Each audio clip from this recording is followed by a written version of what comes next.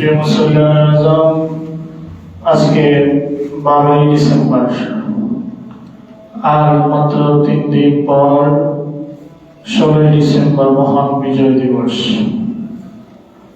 আমাদের আজকের আলোচনার বিষয় বিজয় দিবস আমাদের করণীয়। বিজয় দিবস আমাদের করণীয়। 16ই ডিসেম্বর আমাদের জাতীয় জীবনে বিশাল গুরুত্ব বহন করে।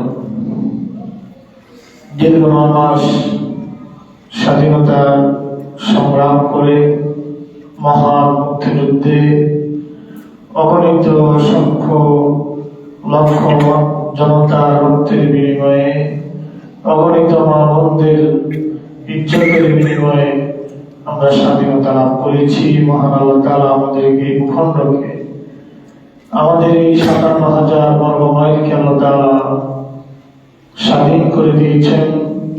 এজন্য আবারও শুকর আদায় করে পড়ি আলহামদুলিল্লাহ। মুক্তিযুদ্ধে যারা শহীদ হয়েছেন, যারা নিহত হয়েছেন, ঈমান নিয়ে যারা কবরে গিয়েছেন, ওই মুক্তিযোদ্ধাদেরকে আল্লাহ তাআলা শাহাদাতের মর্যাদা দান করেন। আমিন। যে সকল মুক্তিযোদ্ধারা এখনো জীবিত আছেন, আল্লাহ তাদেরকে দ্বীনের জন্য কবুল করেন। আমিন। আল্লাহ রাব্বুল আলামিন কিয়ামত পর্যন্ত আমাদের এই স্বাধীনতাকে অক্ষুণ্ণ রাখেন। সকলে বলেন আমিন। আমিন। সকল বহিঃশত্রুর আক্রমণ থেকে দেশীয় ষড়যন্ত্রকারীদের থেকে আল্লাহ তাআলা এই স্বাধীনতাকে, মাতৃভূমির স্বাধীনতাকে আল্লাহ তাআলা যেন আমাদের জন্য অক্ষুণ্ণ রাখেন। সকলে বলেন আমিন। বলছিলাম আমাদের আলোচনার বিষয়ে বিজয় দিবস আমাদের করণীয়। আমরা দেখতে পাই আমাদের নবী মুহাম্মদ সাল্লাল্লাহু আলাইহি ওয়াসাল্লাম তিনিও মাতৃভূমি বিজয় করেছেন, ঠিক কি না? অষ্টম হিজরিতে। কত হিজরিতে? অষ্টম হিজরিতে আল্লাহ রাসূল সাল্লাল্লাহু আলাইহি ওয়াসাল্লাম তিনি যখন মক্কা থেকে মদিনাতে হিজরত করে গেলেন, রাসূল কি ইচ্ছাকৃতভাবে হাসিতে খুশিতে গিয়েছেন নাকি যেতে বাধ্য হয়েছেন? রাসূল মক্কা থেকে যখন মদিনায় চলে যাচ্ছেন, বারবার পিছনে ফিরে তাকায় আর বলে, হে মক্কা, তোমার অধিবাসীরা যদি আমাকে বের করে না দিত, যদি তারা আমাকে বের করে না দিত, তাহলে আমি তোমার থেকে বের হয়ে যেতাম না। বারবার মক্কার দিকে ফিরে তাকায়। জন্য মাতৃভূমির প্রতি একটা টান, একটা মহব্বত, একটা ভালোবাসা আছে না নাই? আছে। নবী আলাইহিস সালামদেরও ছিল, এখন আমাদেরও আছে, ঠিক না? তা আমরা দেখতে পাই নবী মুহাম্মদ সাল্লাল্লাহু আলাইহি ওয়াসাল্লাম তিনি যখন হিজরত করে চলে গেলেন 6ষ্ঠ হিজরিতে, আল্লাহ রাসূল সাল্লাল্লাহু আলাইহি ওয়াসাল্লাম তিনি মক্কায় রওনা হয়েছেন উমরা করার উদ্দেশ্যে। রাসূলের সাথী ছিল 1400 সাহাবী। কত সাহাবী? 1400 সাহাবী নিয়ে আল্লাহ নবী সাল্লাল্লাহু আলাইহি ওয়াসাল্লাম পবিত্র উমরা পালন করার জন্য এসেছেন। হুদায়বিয়া নামক জায়গা আসার পরে মক্কার আবু জাহেল ছিল না, মক্কার আবু সুফিয়ানের নেতৃত্বে। আবু জাহেল তো 2য় হিজরিতে শেষ বদরের যুদ্ধে। আবু সুফিয়ানের নেতৃত্বে মক্কার অন্যান্য গোত্র প্রধানরা মিলে আল্লাহ নবীকে হুদায়বিয়া নামক স্থানে বাধা প্রদান করলেন, রাসূলকে মক্কায় প্রবেশ করতে দিলেন না। রাসূল যতই তাদেরকে বোঝানোর চেষ্টা করেছেন যে আমি শুধুই উমরা করার জন্য এসেছি, উমরা করে আবার ফিরে যাব, কিন্তু তারা কিছুতেই রাজি হলো না। আমার নবীকে উমরা করতে তারা দিল না। বাধ্য হয়ে আল্লাহ রাসূল সাল্লাল্লাহু আলাইহি ওয়াসাল্লাম হুদায়বিয়াতে তাদের সাথে সন্ধি করলেন 10 বছর মেয়াদী। কত বছর মেয়াদী? 10 বছর মেয়াদী সন্ধি করলেন। ওই সন্ধি চুক্তি তারাই লঙ্ঘন করেছে। এখন কোন পক্ষ যদি চুক্তি লঙ্ঘন করে, চুক্তি কি থাকে? থাকে না। অনেক লম্বা ঘটনা, আমি একটুখানি আপনাদেরকে ইঙ্গিত দিচ্ছি। 8ম হিজরিতে আল্লাহ রাসূল সাল্লাল্লাহু আলাইহি ওয়াসাল্লাম তিনি পবিত্র মাহে রমজান, মনে রাখবেন বদরের যুদ্ধ হয়েছে মাহে রমজানের 17 রমাদান, আর মক্কা বিজয় হয়েছে পবিত্র মাহে রমজানের 20তম রমাদান। 16 তারিখে আল্লাহ রাসূল সাল্লাল্লাহু আলাইহি ওয়াসাল্লাম মক্কার পাশে এসে তাঁবু গাড়লেন। কয় তারিখে? 16তম রমজানে আল্লাহ রাসূল মক্কায় ঢোকার আগে মক্কার পার্শ্ববর্তী অঞ্চলে তাঁবু গাড়লেন। লম্বা ঘটনা। ক্রমান্বয়ে আল্লাহ রাসূল সাল্লাল্লাহু আলাইহি ওয়াসাল্লাম সাহাবীদেরকে নিয়ে প্রবেশ করলেন মক্কায়। একদম সদর বলে প্রবেশ করলেন 20 রমাদান, 8ম হিজরি 20 রমাদান আল্লাহ রাসূল প্রবেশ করলেন। বিনা রক্তপাতে বিনা বাধায় মক্কা বিজয় হয়ে গেল। সুবহানাল্লাহ। বিনা বাধায় বিনা রক্তপাতে মক্কা বিজয় হয়ে গেল। 6ষ্ঠ হিজরিতে রাসূল এসেছেন 1400 সাহাবী নিয়ে। 7ম 8ম হিজরিতে রাসূল মক্কা বিজয় যখন করতে এসেছেন তখন রাসূলের সাথে 10,000 সাহাবী। সুবহানাল্লাহ। 9ম 10ম হিজরিতে রাসূল বিদায় হজের ভাষণ যখন দিয়েছেন সাহাবী তখন 1,25,000। সুবহানাল্লাহ। আল্লাহ পাক বলেন ইজা জাআ নাসরুল্লাহি ওয়াল ফাth ওয়া রাআইতান নাসা ইয়াদখুলুনা ফি দীনিল্লাহি আফওয়াজা। আল্লাহু আকবার। আল্লাহ পাক বলেন ইজা জাআ নাসরুল্লাহি ওয়াল ফাth, নবী যখন আল্লাহর সাহায্য যখন নাযিল হয়ে যাবে আর আল্লাহর পক্ষ থেকে যখন বিজয় এসে যাবে, আপনি দেখবেন, আপনি তখন দেখবেন মানুষদেরকে দেখবেন ইয়াদখুলুনা, তারা প্রবেশ করতেছে ফি দীনিল্লাহি, আল্লাহর দ্বীনের মধ্যে তারা প্রবেশ করতেছে, আফওয়াজা, দলে দলে প্রবেশ করতেছে। সুবহানাল্লাহ। 8ম হিজরিতে আল্লাহ রাসূল যখন মক্কা বিজয় করেন মাত্র 10,000। আল্লাহ ঘোষণা দিলেন বিজয় হয়ে গেলেই দলে দলে মানুষ ইসলামে প্রবেশ করবে। আমরা দেখতে পাই 1 থেকে 4 বছরের ব্যবধানে সেই 10,000 1,25,000 পরিণত হয়ে গেছে। এই জন্য বিজয় কার পক্ষ থেকে আসে? বিজয় আল্লাহর পক্ষ থেকে আসে। আমি মনে করি তার ধারাবাহিকতায় আমাদের ভূখণ্ড আমরা যে বিজয় অর্জন করেছি নিচম শুধু যুদ্ধের মাধ্যমে বিজয় নয়, বলবো এই বিজয়ের মধ্যে আমার আল্লাহর প্রত্যক্ষ সহযোগিতা সাহায্য ছিল। ঠিক কিনা কথা বলে? কারণ এই ভূখণ্ডের মানুষগুলোর ঘুম ভাঙ্গে হাইয়া আলাস সালাহ, ঘুম ভাঙ্গে আসসালাতু খায়রুম মিনান নাওম, দরিদ্র মানুষগুলোর ঘুম ভাঙ্গে। ঠিক কিনা কথা বলেন? এই জনপদের মানুষ 92% মানুষের দিন শুরু হয় ফজরের সালাতের মাধ্যমে। আমার এই মানুষগুলো দিন যখন শেষ করে রাতে ঘুমাতে যায় সেখানে আল্লাহকে সিজদা দিয়ে ঘুমাতে যায়। ঠিক কিনা কথা বলে? এই দেশের মানুষের স্বাধীনতা মুক্তিযোদ্ধাদের অবদানের পাশাপাশি সাহায্য কার ছিল? আল্লাহ সাহায্য ছিল। এই জন্যই আমরা মাত্র 9 মাসে স্বাধীনতা অর্জন করতে পেরেছি, অথচ গোটা ভারতবর্ষ মিলে কোটি কোটি মানুষ মিলে 190 বছর এই ভারতবর্ষ ব্রিটিশদের গোলামি করতে বাধ্য হয়েছে। এখানে কত বছর? 190 বছর গোলামি করেছি আমরা। ব্রিটিশের গোলামি করেছি, কিন্তু পাকিস্তানের গোলামি আমাদেরকে 9 মাসেই আল্লাহ পাকিস্তান থেকে আমাদেরকে মুক্ত করে দিয়েছেন। এই জন্য বিজয় যখন এসেছে শুকরিয়া 1 নম্বরে কার আদায় করবো? 1 নম্বর শুকরিয়া আদায় আল্লাহ করতে হবে। কিন্তু পরিণামের বিষয় বিজয় দিবসগুলো যখন হাজির হয়, 16 ডিসেম্বর যখন আমাদের আসে, আল্লাহর কথা বেমালুম ভুলে যাই। আমরা শুধু মানুষের গুণ কীর্তন নিয়ে মেতে থাকি। আমি মানুষের গুণ কীর্তনের বিপক্ষে নই, মানুষের যেটা অবদান আছে সেটাও আপনাকে শুকরিয়া আদায় করতে হবে। কারণ লাম ইয়াশকুরিন নাস লাম ইয়াশকুরিল্লাহ, যে মানুষের কৃতজ্ঞতা প্রকাশ করতে পারে না সে আল্লাহর কৃতজ্ঞতা প্রকাশ করতে পারে না।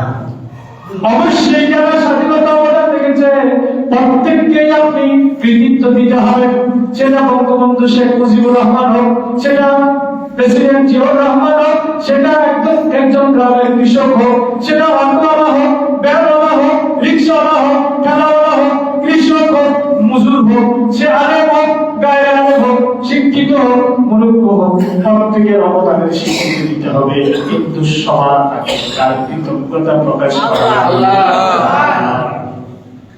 আল্লাহ পাক রব্বুল আলামিনের প্রিয় হাবিব মুহাম্মদুর রাসূলুল্লাহ সাল্লাল্লাহু আলাইহি ওয়াসাল্লামের একটা হাদিস আবু দাউদ শরীফ 2774 নম্বর, আল্লাহ নবী সাল্লাল্লাহু আলাইহি ওয়াসাল্লাম থেকে সুবহানাল্লাহ কান নবিয়্যু সাল্লাল্লাহু আলাইহি ওয়াসাল্লাম ইযা জাআহু আমরুন ইয়াসরুহু কুররা সাজিদান লিল্লাহি শাকিরা। আল্লাহ নবী যখন কোন আনন্দদায়ক সংবাদ যখন নবীর কাছে আসতো, সাথে সাথে আল্লাহর হাবিব সিজদায় পড়ে যেতেন। সুবহানাল্লাহ। সুতরাং আমাদের বিজয় দিবস যেন শুরু হয়, বিজয় দিবস যেন শুরু হয় আল্লাহকে সিজদা দেওয়ার মাধ্যমে। রাজি আছেন ইনশাআল্লাহ? কিন্তু পরিতাপের বিষয়, রাষ্ট্রীয় পৃষ্ঠপোষকতায় আমাদের বিজয় দিবসটা শুরু হয় রাত 12:01 শিরকের মাধ্যমে। স্মৃতিসৌধের মধ্যে আমাদের বিজয় দিবস শুরু হয় পুষ্পস্তবক অর্পণের মাধ্যমে। গোটা পৃথিবীর সকল আলেম একমত।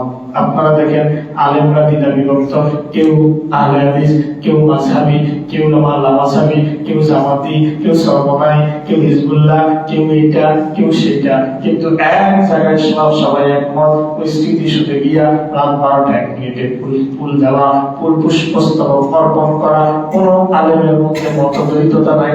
এটা যে শিরক, এটা কি জাতি কিভাবে কাঙ্ক্ষিত লক্ষ্যে পৌঁছবে?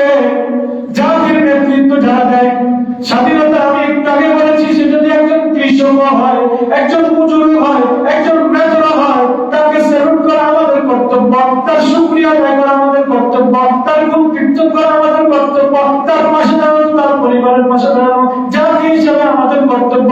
তাই না কৃতজ্ঞ জাতিতে পরিণত হবো, কিন্তু সেটা নয়। সেটা বাদ দিয়া আমরা বছরে একদিন শুধু পুষ্পস্তবক অর্পণ করে আমাদের দায়িত্ব শেষ করি, অথচ ওই স্মৃতিসৌধের পরের দিন যে কুকুর পেশাব করে, বিড়াল ঘুমায়, কুকুর ঘুমায়, সেখানে যে ময়লা আবর্জনা পড়ে থাকে, এটার আমাদের খবর নাই। আমরা বাসা শহীদদের স্মরণ করি, শহীদ মিনারে ফুল দিয়া, কিন্তু একবারের দিন ওখানে কুকুর ঘুমায়। তাই ওই শহীদ মিনারের পবিত্রতা কোথায় গেল তোমার? ওখানে কাঞ্চুটিরা ঘুমায়, ওখানে বাবা খোরনা ঘুমায়, ওখানে বাবা খোরনা আড্ডা দেয়, কাঞ্চুটিরা আড্ডা দেয়, এরকম আছে না নাই? তাহলে আপনি কি কাকে আপনি শ্রদ্ধা শিখাচ্ছেন, কাকে কৃতজ্ঞতা শিখাচ্ছেন? আমরা তো গণতন্ত্রকে এই দেশের আলেম সমাজ স্বাধীনতা যোদ্ধাদের প্রতি এখন মস্তকে আমরা কৃতজ্ঞতা প্রকাশ করি, এখন তাদেরকে আমরা শ্রদ্ধার সাথে স্মরণ করি, তাদের মাগফিরাতের জন্য মসজিদে দোয়া করি। আমাদের এটাকে আপনার কাছে কিছু মনে হয় না? আপনি ফুল দিলে মনে হয় বহু কিছু করে ফেলেছেন। এই জাতির ভাগ্যের পরিবর্তন হবে কিভাবে? কারণ এই জাতির বিজয় দিবস, এই জাতির স্বাধীনতা দিবস, এই জাতির ভাষা দিবস গুলো শুরু হয় আল্লাহর সাথে শিরকের মাধ্যমে। অথচ যে আমরা মুসলমান দাবি করি নিজেকে, অথচ আমাদের একসাথে হাদিসের মধ্যে সে আল্লাহর রাসূল সাল্লাল্লাহু আলাইহি ওয়াসাল্লাম যখন কোন আনন্দের সংবাদ রাসূলের কাছে আসতো, বিজয়ের সংবাদ যখন রাসূলের কাছে আসতো, আল্লাহর নবী শুকরিয়া আদায়ের জন্য সিজদার মধ্যে পড়ে যেতেন। সুবহানাল্লাহ। দেখেন আমরা পয়েন্টে চলে যাই। বিজয় আল্লাহর প্রশংসা, তাকবীর, হামদ, হাম এগুলো প্রকাশ করা লাগবে বিজয়ের মধ্যে। আল্লাহুম্মা জাযলি মা ওয়া'আতানি, আল্লাহুম্মা তামা ওয়া'আতানি, আল্লাহ তুমি আমাকে যে প্রতিশ্রুতি দিয়েছো তা পূর্ণ করো। বিজয়ের প্রতিশ্রুতি আল্লাহ রাসূলকে কে দিয়েছেন? মহান আল্লাহ তাআলা দিয়েছেন। বদরের জমিনে যখন একদিকে 313 জন সাহাবী, ডান নাই তরবারি নাই, কিচ্ছু নাই, অপরদিকে আবু জাহেলের নেতৃত্বে সুসজ্জিত আছে 1000 সৈন্যের বিশাল বাহিনী, তাদের সব কিছুই আছে, সকল কিছুতে তারা ভরপুর। আল্লাহ নবী সাল্লাল্লাহু আলাইহি ওয়াসাল্লাম সিজদাবরত হয়ে রইলেন, বদরের ময়দানে সিজদা দিয়ে পড়ে আছেন। আল্লাহ সাহায্য চাচ্ছেন, মাতা রাসূলুল্লাহ, কখন আল্লাহ সাহায্য আসবে? আল্লাহ নবীকে আল্লাহ পাক বললেন, হে আমার হাবিব, আপনি মাথা উত্তোলন করুন। রাসূল মাথা উঠালেন, ডান দিকে তাকালেন, ডান দিকে তাকিয়ে দেখেন হযরত জিবরাইলের নেতৃত্বে 500 ফেরেশতা। সুবহানাল্লাহ। রাসূল বাম দিকে তাকালেন, বাম দিকে তাকায় দেখেন হযরত মিকাইল আলাইহিস সালাতু ওয়াস সালামের নেতৃত্বে 500 ফেরেশতা। এই দৃশ্য যখন রাসূল দেখলেন, পাশাপাশি দেখলেন যে শয়তান পিছনের রাস্তা দিয়ে হাওয়া ছাড়তে ছাড়তে শয়তান পালিয়ে বেড়াচ্ছে। সবাই আবু জাহেলের বাহিনীকে, মুরব্বী আপনি কই যান? কয়েক ইন্নি আরা মালা তারাও, আমি যা দেখি তোমরা তা দেখো না, আমি যা দেখি তোমরা তা দেখো না। সাহায্য কার পক্ষ থেকে এসেছে? আমার নাসরুল্লাহ মিনাল্লাহি আজিজুল হামিদ। আল্লাহ বলেন কোন বিজয় আসে না, বিজয় আসে একমাত্র আমার পক্ষ থেকে। কার পক্ষ থেকে? আমার নাসরুল্লাহ মিনাল্লাহি আজিজুল হামিদ। আল্লাহ বলে দিয়েছেন বিজয়টা আমার পক্ষ থেকে আসে। মুসলমানের সংখ্যায় কখনো মুসলমানদের বিজয় হয় না, মুসলমানদের সংখ্যায় বিজয় হয় না, বিজয়ের কার সাহায্যে। কিন্তু চেষ্টা করা আমাদের দায়িত্ব। চেষ্টা করা কার দায়িত্ব? মানুষের দায়িত্ব। চেষ্টা করা, সফলতা দেওয়ার মালিককে। এই জন্য যুদ্ধে বিজয়ের ঘোষণা দিতে হবে আল্লাহু আকবার দিয়ে। কার কথা? কার কথা? রাসূলের কথা। বিজয়ের ঘোষণা আসবে, বিজয়ের ঘোষণা সহিহ মুসলিম 1763 নম্বর হাদিস থেকে কোট করে বলতেছি। আল্লাহ রাসূল বলেন যে বিজয় ঘোষণা আল্লাহু আকবারের মধ্য দিয়ে, আল্লাহ তাকবীরের মধ্য দিয়ে, আল্লাহ বরকত ঘোষণার মধ্য দিয়ে, আল্লাহর হামদ ও সানার মধ্য দিয়ে আল্লাহু আকবার, আল্লাহু আকবার, আল্লাহু আকবার, হুররুন খায়রুন নাসরি। বিজয়ের সংবাদ যখন রাসূল পেতেন, সাথে সাথে আল্লাহ রাসূল সাল্লাল্লাহু আলাইহি ওয়াসাল্লাম আল্লাহর বরকত ঘোষণা করতেন। সহিহ বুখারী বর্ণনা। বিজয় পাওয়ার পরে অহংকার ত্যাগ করতে হবে।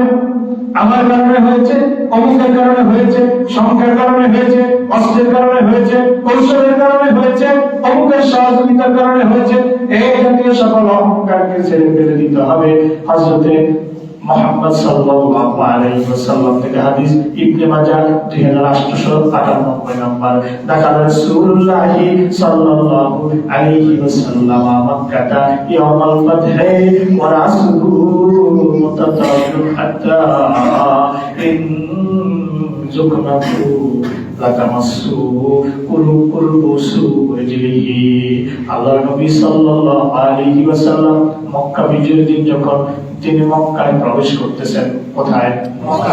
মক্কায় যখন রাসূল প্রবেশ করতেছেন, তার উটের পিঠে তিনি বসা ছিলেন, তার উষ্টির পিঠে রাসূল বসা ছিলেন। হাদিসের মধ্যে এসেছে আল্লাহ নবী সাল্লাল্লাহু আলাইহি ওয়াসাল্লাম শরীরটাকে এইভাবে না করে মাথাটাকে জমিনের দিকে ঝুঁকায়া সিজদা অবনত হয়ে আল্লাহ রাসূল উটের পিঠে করে রাসূল মক্কায় প্রবেশ করেন। সুবহানাল্লাহ। কারণ বিজয় দেওয়ার মালিক যিনি, তিনি কে? তিনি হচ্ছেন আল্লাহ। এবার আসুন, বিজয় হয়ে গেল, বিজয়ের পরে কি করা লাগবে? ক্ষমা। বিজয়ের পরে কি? হ্যাঁ, এই জায়গাটা আমাদের মানতে বড় কষ্ট হয়। বিজয়ের পরে কি? বিজয়ের পর ক্ষমা প্রদর্শন। সর্বশ্রেষ্ঠ সুন্নাহ হচ্ছে মক্কাবাসীদের প্রতি রাসূলের ঘোষণা। কি ঘোষণা দিয়েছেন শুনুন। আল্লাহ রাসূল সাল্লাল্লাহু আলাইহি ওয়াসাল্লাম মক্কাবাসীদেরকে বলেছিলেন, ইযহাবু ফাআনতুমুত তুলাকা, ইযহাবু ফাআনতুমুত তুলাকা, যাও তোমরা যাও, আজ থেকে তোমাদেরকে মুক্ত করে দিলাম।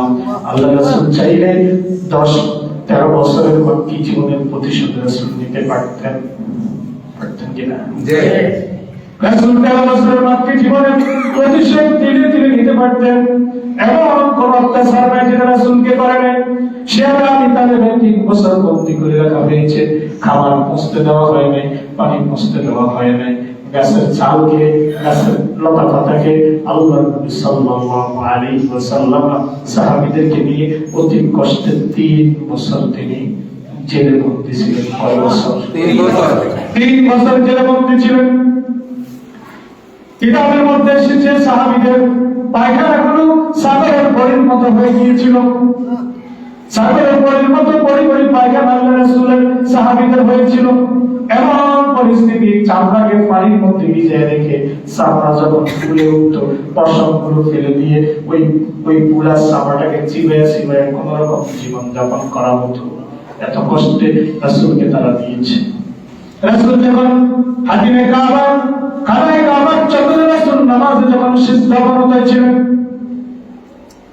রাসূলের মাথা মোবারকের উপরে উটের পচা নাড়িভুড়ি দুর্গন্ধযুক্ত, কি যে দুর্গন্ধ।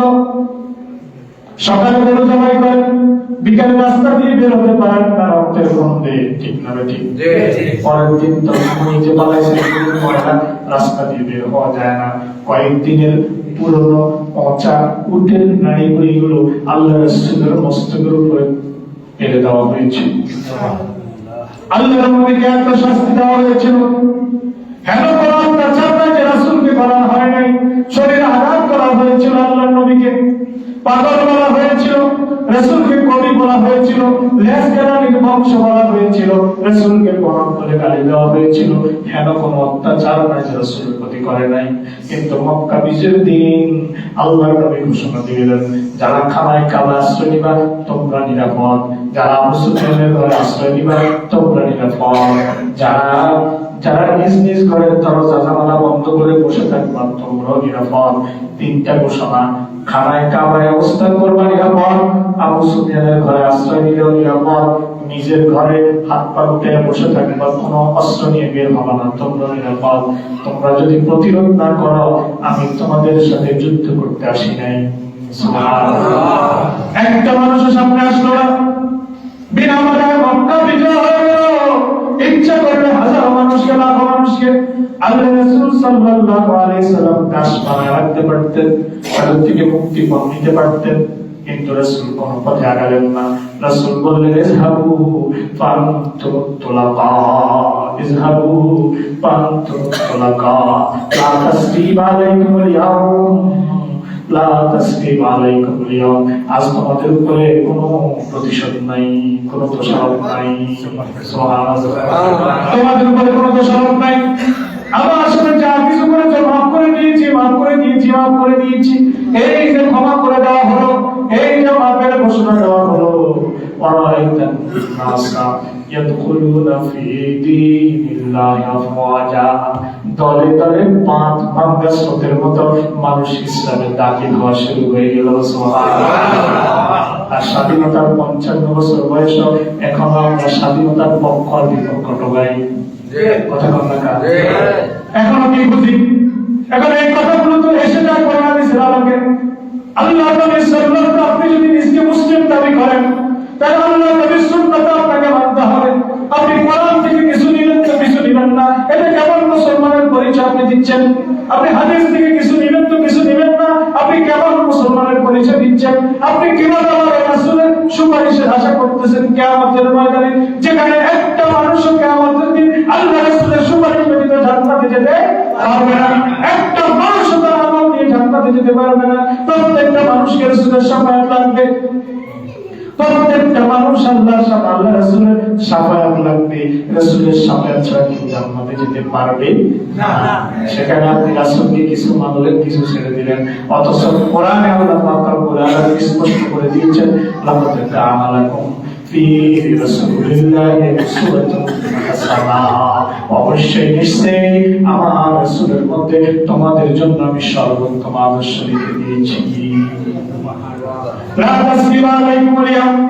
আজকে তোমাদের প্রতি কোনো প্রতিশোধ নাই, আজকে তোমাদের প্রতি কোনো দোষারোপ নাই। সহিহ মুসলিম 1780, আমার প্রত্যেকটা নাম্বার আপনারা মনে রাখবেন। এই হাদিসটা সহিহ মুসলিম 1780 নাম্বার। এবার আসেন বিজয়ের পর শান্তি ঘোষণা এবং সংরক্ষণ, এই ব্যাপারে আল্লাহর নবীর হাদিস সহিহ মুসলিম 1780, এটা ওই হাদিসেরই অংশ। মান্দা কালা দার আবি সুফিয়ান ফাহুয়া আমিন, যেটা আমি একটু আগে বলেছি। রাসূল বলেন, আবু সুফিয়ানের ঘরে যে প্রবেশ করবে সে নিরাপদ। ওমান আদরাকা বাহু ফাহুয়া আমিন, যেটা ঘরের দরজা করে রাখবে, বের হবে না, সেও নিরাপদ। ফাদআলাহুম কামা ইয়াতুলিল আহিবাই ওয়াল আবিল আহয়াই ওয়াল আমওয়াত। 6 নম্বর কোটেশন হচ্ছে বিজয়ের পরে শহীদদের স্মরণ এবং দোয়া। আল্লাহ নবী সাল্লাল্লাহু আলাইহি ওয়াসাল্লাম শহীদদের স্মরণ করেছেন। শহীদদের স্মরণ করা অপরাধ না, বিজয় দিবসে সেমিনার করা অপরাধ না, সিম্পোজিয়াম করা অপরাধ না, মুক্তিযোদ্ধা স্বাধীনতা যোদ্ধাদের জন্য সেমিনারের আয়োজন করা, একটা বড় একটা প্রোগ্রামের আয়োজন করা, স্মৃতিচারণ করা, তাদেরকে কিতাব তুলে ধরা, এটা রাসূলের সুন্নাহ। কার সুন্নাহ? কার সুন্নাহ? রাসূলের সুন্নাহ। তাদের জন্য স্মৃতিস্তম্ভ বানানো এটাও অপরাধ না। অপরাধ হইল স্মৃতিস্তম্ভে যাইয়া ফুল দেওয়া, এটা অপরাধ। কথা বুঝে আসছে কিনা? স্মৃতিস্তম্ভ বানানো এটা অপরাধ না, এটাও জায়েজ। কিন্তু অপরাধটা হচ্ছে স্মৃতিস্তম্ভে যাইয়া আপনি ওখানে ফুল দেওয়া, এটা হচ্ছে অপরাধ। আল্লাহ নবী সাল্লাল্লাহু আলাইহি ওয়াসাল্লাম এই হাদিসটি এসেছে সহিহ বুখারী 4042। ফাদআলাহুম কামা ইয়াতুলিল আহয়াই ওয়াল আমওয়াত। জীবিতদের জন্য এবং সকল মৃত ব্যক্তির জন্য আল্লাহ রাসূল সাল্লাল্লাহু আলাইহি ওয়াসাল্লাম দোয়া করতেন। বিজয় দিবসেও আল্লাহ রাসূল সাল্লাল্লাহু আলাইহি ওয়াসাল্লাম দোয়া করেছেন। উহুদের শহীদদের জন্য, বদরের শহীদদের জন্য আল্লাহ রাসূল সাল্লাল্লাহু আলাইহি ওয়াসাল্লাম দোয়া করেছেন। তাই আমাদের সামনে রাসূলের সুন্নাহ আছে না নাই? কিন্তু কয়টা অঞ্চল, কয়টা গ্রাম, কয়টা পাড়া, কয়টা মহল্লায় আমাদের মুক্তিযোদ্ধাদের জন্য, যারা দেশের জন্য শহীদ হয়ে গেলেন, অকাল করে লড়তে লড়তে, হানাদারদের সাথে লড়তে লড়তে, পাকিস্তানিদের সাথে লড়তে লড়তে নিজের জীবনকে উৎসর্গ করে দিলেন, নিজের সবচেয়ে প্রিয় জিনিস নিজের জীবনটাকে বিলিয়ে দিলেন। আমরা কয়টা মসজিদে, কয়টা মক্তবে, কয়টা মাদ্রাসা, কয়টা মহল্লায়, কয়টা স্কুলে, কয়টা ইউনিভার্সিটিতে তাদের জন্য আমরা একটু বসে বসে আমরা একটা দোয়ার ব্যবস্থা করেছি। আমরা শুধু ফুল নিয়ে ব্যস্ত রাখতে 12টা 1 মিনিটে, এতে আমার শহীদের কি উপকার হয়েছে আমাকে কোরআন দিয়ে হাদিস দিয়ে বুঝায় দেন। 55 বছরে আমাদের শহীদের কবরের মধ্যে 1 আনা সওয়াব গেছে, কোরআন হাদিসের দলিল দিয়ে বুঝায় দেন। আমরা এই সকল অপসংস্কৃতিকে বাদ দিয়ে আসুন আমরা তাদের জন্য দোয়ার ব্যবস্থা করি, তাদের আত্মার মাগফিরাতের জন্য দোয়া করি। যে দোয়াতে তারা কবরে গিয়ে থেকেও আমাদের জন্য দোয়া করবে, কবর থেকে তারা খুশি হবে, কবর থেকে আনন্দ হবে, তাদের আল্লাহ পাক এই দোয়া উসিলা হয়তো আল্লাহ জাতের ব্যবস্থা করে দিবে। সুতরাং বিজয় দিবসে আমাদের পার্টি দেওয়া, আমাদের কনসার্ট করা, আমাদের গানের আয়োজন করা, আমাদের বিভিন্ন বাদ্যযন্ত্র বাজানো, এক্সেট বাজানো, বিভিন্ন গান বাজানো, এগুলো পরিহার করে আমাদেরকে সুন্নাহ সম্মত পদ্ধতিতে বিজয় দিবস সেলিব্রেট করা, উদযাপন করা, শহীদদের স্মরণ করা, আমাদের সেই পথে ফিরে আসা দরকার। ঠিক কিনা? আল্লাহ পাক আজকের আলোচনা আমাদেরকে বুঝবার তৌফিক দান করেন, সেই অনুযায়ী আমল করবার তৌফিক দান করেন। সকলে বলে আমিন।